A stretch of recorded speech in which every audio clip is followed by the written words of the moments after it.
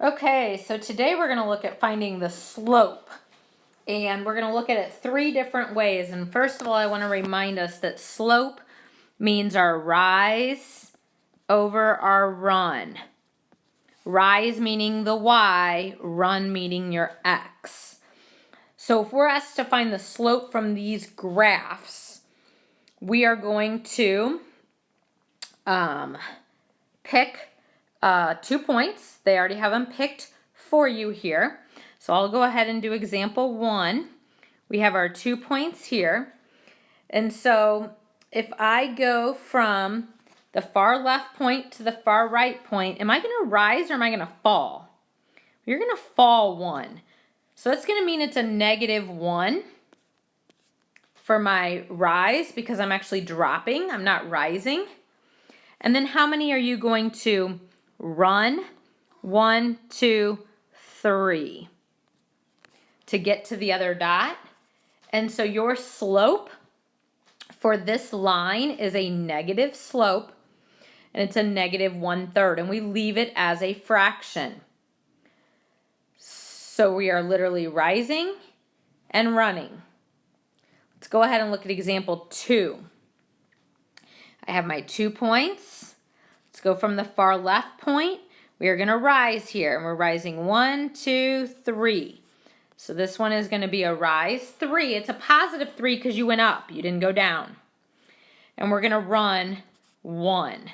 So this slope would be 3 over 1. And you can leave it as a fraction. I'd like for you to do 2 problems off of this part of the worksheet. Let's go ahead and second part where we're still finding slope, but they gave us ordered pairs. And so with slope, when we're given ordered pairs, we know it's still rise over run, and it's still our y, but we take them away, y minus y over x minus x. And so I'll do an example here. You need to label these xy, xy. So we're going to start with our y's. What are my y's? Well, I have a 10, take away, it's always subtract, 14.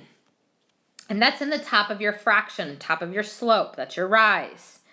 And let's look at my run. Look at your x values. It is an 8. We're always going to write that takeaway symbol.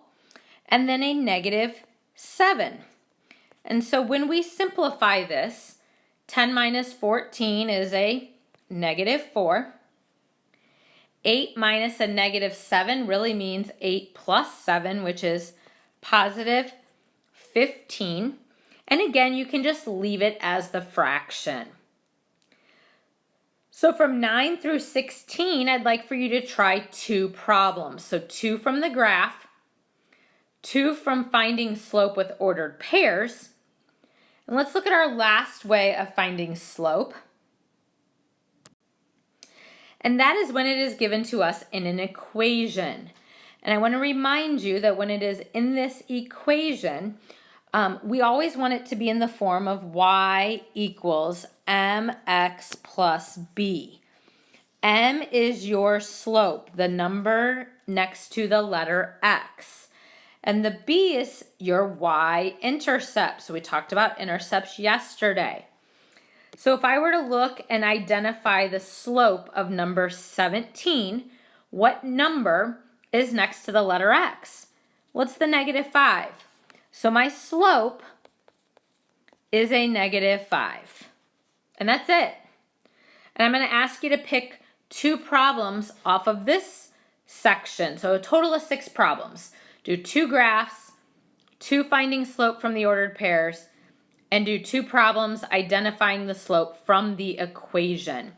And remember, we're looking for the number next to the letter x. That's it. 6 problems total. Have a good one.